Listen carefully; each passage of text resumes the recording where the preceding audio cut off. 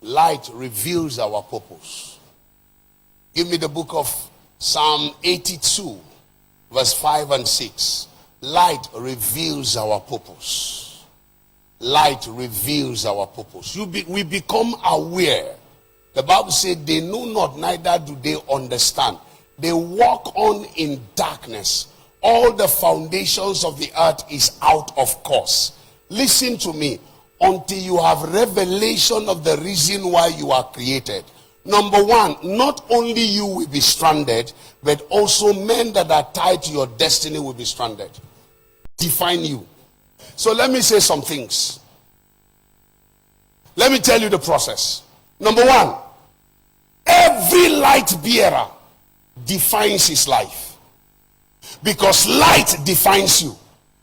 The Bible says, and the earth was void, and darkness was upon the face of the earth. But when light came, there was division between light and day. And the Bible says he calls it what? The first day. It means that the first day did not exist in the book of Genesis chapter 1 verse 5 until light came. Light defines the day. So light defines our life. Light defines our life. Light defines our life. Our life. The absence of light, you groom in darkness. You walk in darkness. Your life cannot be defined. Number two process. Light does not only define your life, light also gives you access to revelation. Light opens your eyes to see. Light opens your eyes to see. The Bible says in Ephesians chapter 1 from verse 16, it says, since I heard of your faith, I cease not to pray for you, making mention of you in my prayers. Now verse 17, why is he? And thanking God our Lord Jesus Christ and giving him glory unto him for the spirit of wisdom and revelation in the knowledge of him. As if that was not enough, it was their faith that gave them access to revelation. Then verse 18 said that the eyes of your understanding be enlightened. When light come, your eyes open. Now you see, they groom in darkness. And so because they groom in darkness, the earth is out of course. But when light came, their eyes opened. And the definition of who they are came. Verse 7, or verse 6, sorry, of Isaiah, of Psalm 82. Definition came to their life. So I say number one, it does what? It defines our life. Number two, then number three, it defines your purpose. He said, know ye not that ye are gods. Suddenly they became aware that they are not ordinary men. Verse 6 now, give me that scripture, 82. I have said, ye are gods, and all of you are children of the Most High God. They became aware. Their purpose of existence became defined. Listen to me, child of God. The absence of light makes you not to define your life.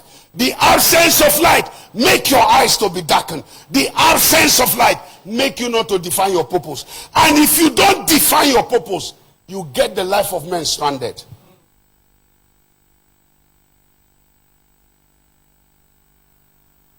I'm not a preacher. I am not a preacher. I am not a preacher. Did you hear me? It's wrong. Nobody God called to preaching. Go and check your Bible. Nobody. God never called anybody to preaching. Preaching is not a calling.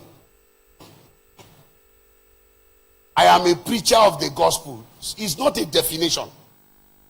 It's either you are a pastor, or you are a prophet, or you are an apostle, or you are an evangelist, or you are a teacher. That is the calling. That is the purpose of your existence. If anybody can preach, but it's not everyone that can teach. It takes a teacher to teach. It takes a pastor to pastors. It takes a prophet to prophesy. And it takes an apostle to function in the apostolic office. So I have a calling. My calling defines my life. And that's the reason why you are here. You are not here to hear a preacher. You are here because you are attracted by a calling. An assignment is placed on me to build a future out of you. That's why you are here. So if the light of my assignment cannot be defined by me, I will get everyone around me stranded. That's why preachers don't build churches. Preachers don't build men. Sorry, the statement I made is wrong. Preachers don't build men, they only build structure. Churches. That is physical structure. They don't build men. That's why you see them shout from morning to night. Nobody have one scripture in his spirit. Nobody. Nobody has a direction of where he's going. Nobody has a definition. Strike a preacher, the church will scatter. Nobody will stay with him because he didn't get anyone rooted. I don't want to mention name, but there are places people are going because of what they can get. When they finish service, they share money for them. When they finish service, they give them handouts. That is not ministry. That is not ministry. He said, we will not forsake prayers and the ministry of the word. That is ministry. If you come today, I am not feeding your spirit. I am stranded. You are stranded. Any act of not feeding you makes me stranded and make you stranded. If I feed you, you grow. When you grow, you become better. When you become better, you become a tool in my hands. Somebody say here. The Bible says he brought them that they may be with him, that he may teach them and ordain them. Until he taught them, he didn't ordain them. Until they be with him, he taught them, he didn't ordain them. He didn't call them to ordain them, he called them to train them. You will take root downward and bear fruit upward. I'm not sure you heard me. That amen does not sound good. Let me hear the loudest amen. Are you hearing me? So light defines my purpose, reveals my purpose, make me understand. He said, don't you know that you are gods? All of you children of the Most High God. What is trying to let him know? I have made an authority out of you. Because in the original existence, he says, so that they will have dominion. So they lost the purpose of dominion. He said, because they lost it, the earth is out of course. But the light has come to reveal, to open your eyes to see, so that you will have understanding of the purpose of your existence.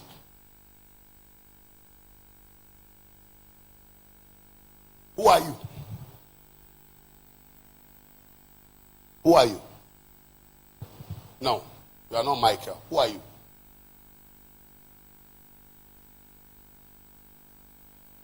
You are still thinking.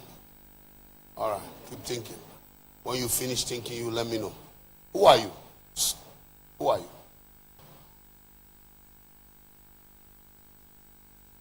You are a God. All right.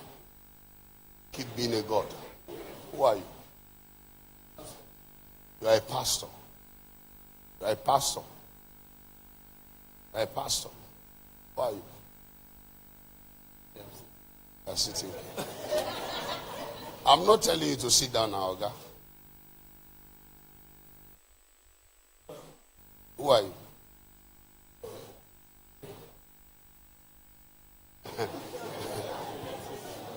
You are still in the process. All right. All right. So have you finished thinking? All right. Still. Okay. Oh God. Oh, you bring my light to the world. Simple. See, this guy, he knows who he is, but he kept being afraid of accepting who he is. That's the problem Michael has. He's trying to confuse himself, not me. He says he's a child of God to bring light. What nonsense light? All of us are children of God. All of us. He's not accepting who he is. So he's still testing waters everywhere. So he wants to test all the waters. And he will test and finish and return to who he is. This guy is a minister of the gospel. If you like, let him jump up and come down. He's a minister of the gospel. He's a voice to the voiceless. He's a voice of worship that God has prepared to bring down his glory to the earth.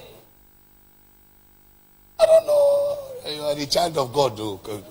Before you child, are you a child of the devil? Are you hearing me? I love his answer. You see, when you want to make mistake, make it well. When you want to do the right thing, do it well. His boldness and his answer shifted something in my mind. Say, I'm a pastor. Go up, come down. I'm a pastor. Whether he's right or he's wrong, in none of my business. I'm a pastor.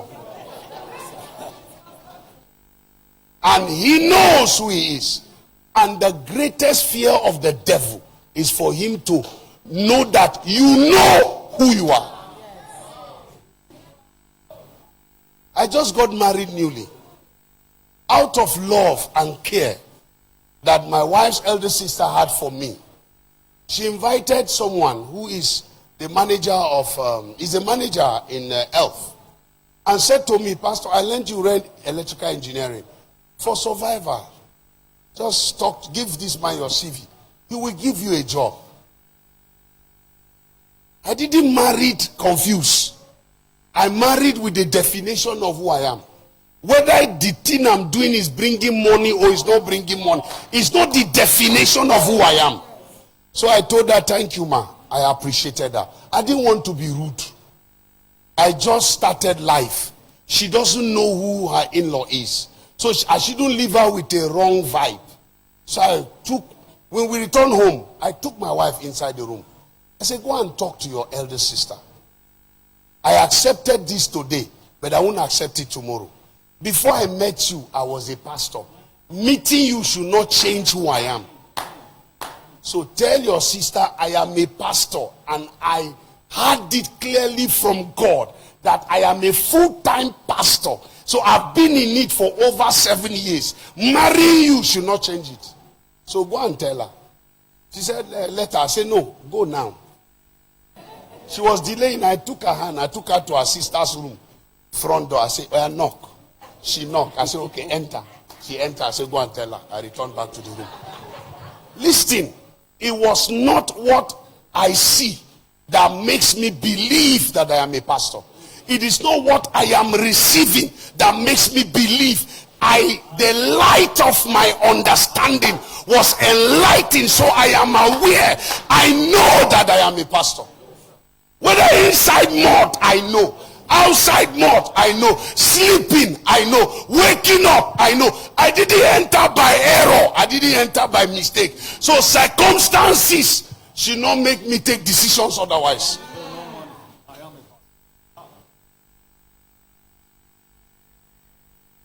So light, reveal your purpose, that despite what is happening, you are aware.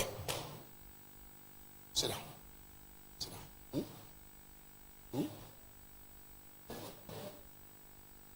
down. Question to me. See me in my office. You see, don't be too intelligent when it comes to God. The greatest thing is that the ear of God has never been deaf. He has never been deaf to hear. It's only you that decided to be dumb to speak. You see, what you want to ask me, I may not have answers to it. But locking your door for 24 hours, you can come out with a definition that no human being under the sun can alter it. I stood in the middle of the forest and I made a cry. 30th of December of that year.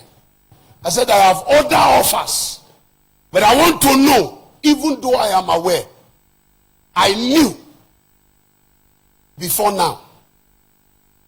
Pastor Godfrey may know where I stood. I was coming back from the house of Sunday Sabo. It's a young graduate. Was one of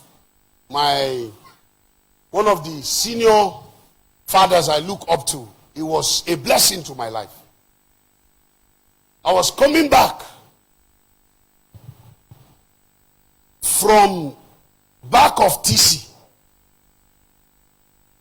You are making your way into this, there's this government quarters where it's now present university. You know, there's these thick bushes those days, very, very dark. I was inside that place around 11:30. I was coming back. I left the road, entered that thick bushes, and I stood there. The same way the bushes are encompassing, so is my life confused. And I cried out. I said, God, you have the calendar to my life. Reveal to me who I am. Offers is coming from Demsa local government for a job. Offers is coming from NEPA. Offers is coming from NMPC. And there that night, I returned back. I slept off. From that time I slept till 2, I had an encounter. The first encounter revealed to me that I am a full-time pastor. My provision will come from God. The second encounter to 5 o'clock revealed to me where God is sending me to and to the people he's sending me. And I saw I was preaching the word of God. I was teaching the word of God. The lame, that is amputated legs, were shooting out, arms were shooting out, and I was discharging people that were laid on the street. I kept speaking and they were just jumping and rejoicing, and healings were taking place. Entered the hospital, amputated men, and I was discharging them. It may be physical amputation, it may be spiritual amputation, it may be emotional amputation, but I have a word called word alive. That when it comes, it can hit you out of any misery. That was what I saw. Then the next phase, from 4 to 5, I saw myself in a massive hall.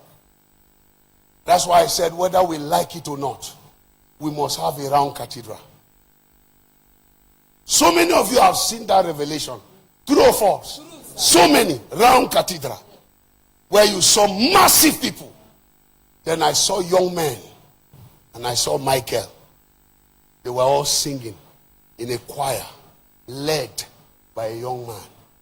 And what were they singing? We're created in his image. Just love. I woke up with tears. What did I love? Whatever I have loved the most, I should check out these people singing. What the Lord said to me, they don't look like what they were singing. Come because of the love you have for them and turn them into what they are singing. I am created in his image, but they don't look like as if they are in his image. He now said, just love.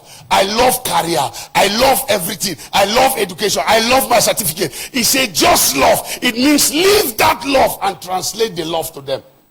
And they will be turned into what they are singing. Will this kind of man walk in here? Will you confuse this kind of man with any offer? So I started following the path. The light defines your purpose. Reveal you. Sit down, sir. Reveals you. Reveal who you are. Reveal where you are going. You think you are singing to pass time? You see you are singing. Look, he left everybody and put songs in you. It's for a reason. He left everybody. He saw everybody. Then he put a particular passion in you. It's for a reason. By the time you hit the light will reveal that passion. You will discover that your passion is exceptional. Haven't you seen somebody? He'll be selling pure water. But the way every other person is selling pure water is not the same way. There are people that sell pure water to make money. There are people that sell pure water for the fun of it. They are two different people. Don't fear the one that sell it to make money. Fear the one that sell it for the fun of it. Because it's the one that will have industry tomorrow. God will leave the one that is making money and reveal the one. Reveal how to industrialize what he's doing to the one that is doing it for the fun of it. Listen to me. Abiola was a bread seller. Abiola was a bread seller. You didn't hear me well. Abiola was a bread seller. He sold it for passion. He sold it for the love of bread. Hear me, child of God. I leave you with this. The light reveals your purpose. Your purpose defines your life. Not only your life, but the life of people around you. You see, when you don't know who you are, options will keep coming to you.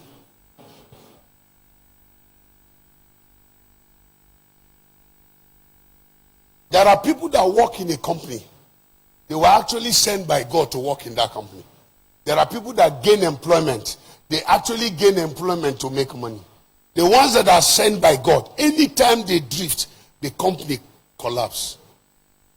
Anytime they are there, life is energized into the lifeline of the company.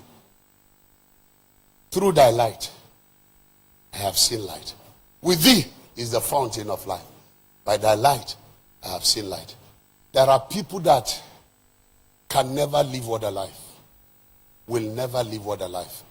Can never ever live other life. They are sent by God on an assignment. It's not how prolific I am. That's why they are here. It's not how good I am as a pastor. That's why they are here. They tell you whether my pastor is good or not. I am here on an assignment. My assignment is not over. I'm not leaving. They've chased us out of church. We refuse to go. Not because we like pride in ourselves as human beings, but because God sent us there. I remember my pastor telling me, "You are fired. Go." After working for 4 years, twice I was giving 200, twice I was giving 500. Never seen salary for 4 years. He said to me I should go. What did I do? I lost my kid sister, traveled to go bury her, returned, no support from church, no transport, nothing. I got stranded. I was given Friday to travel to Kano, and I was asked to return on Sunday, and I resumed service from Lagos. How is that possible?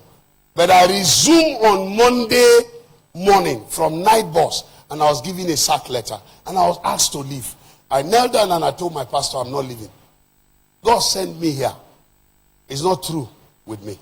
He said, God, I don't need you. I said, sir, I'm not going anywhere. He wanted to walk away. I held his leg.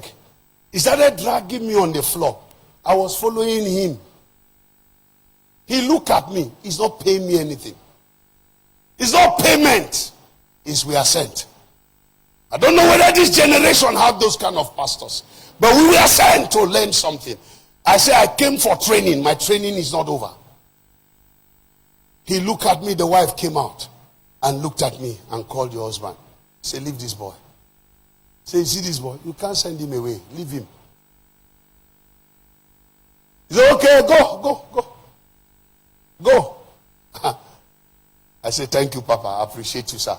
But I came with an apology note to give you the reason why I came today. He said, you see, you are too smart. I said, thank you, sir. When it was time to leave, January I had an encounter. God said it's time to leave. I stayed back and I engaged in 30 days prayers. I started it on the 1st of March. Ended it 30th of March. And I took all that God spoke to me in a book.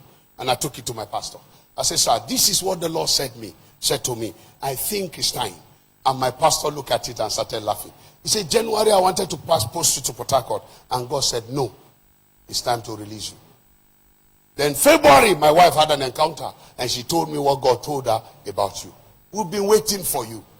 He took my book. He stayed with it. Never said anything until June. I was still there. Until June. He didn't say anything. He has had the encounter, but he didn't say, son, you can go. I was still there.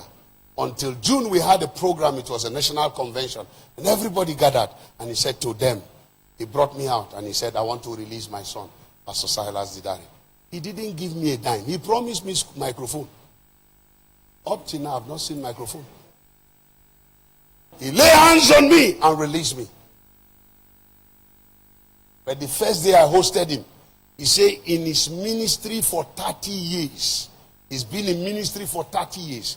He has gone round. He has preached.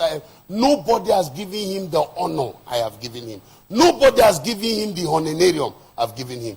The third time I hosted him, he was preaching. I just bought a brand new Jeep. And the Lord said to me, that was my first Jeep. He said, release the key to him. And I walked to the altar. I said, Daddy, thank you, sir. The Jeep parked outside is yours. He said, eh? Did he treat me well? No. But the greatest of things I've ever learned in ministry came from him. He's the greatest father I've ever had. This year I'm going to honor him with a car. He's the greatest father I've ever had. I don't care where he is now. He's into politics now. Not ministry again. But I don't care. To me, he's a pastor. To others, he could be a nonsense person. But to me, he's a pastor. He's the one that taught me how to take my legs up. And I won't forget it in a hurry. Stand to your feet.